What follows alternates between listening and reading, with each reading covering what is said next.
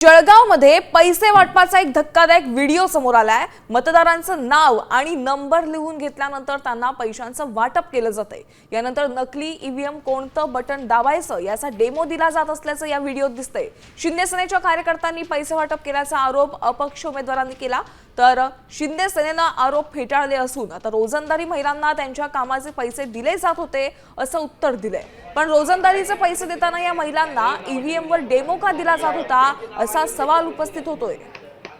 Ward क्रमांक 11 मधील उमेदवार ब मधील संतोष मोतीराम पाटील शिवसेना शिंदे गट याने महिलांना पैसे वाटण्यासाठी कोल्हेनगरमधील ललित कोल्हे यांच्या घराजवळील कंपाऊंडमध्ये कोंडून ठेवलेलं होतं आणि तिथून काही महिलांना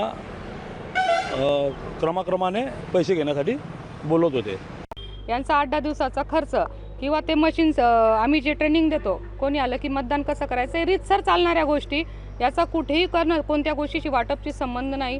ते चालू असताना आमच्या त्या 25-50 महिला असतील ज्यांनी डेली ते काम केलं 8 दिवस आणि प्रचार संपेल म्हणून त्यांचा हिशोब करायला आम्ही बसवलं होतं आमच्या दादांना।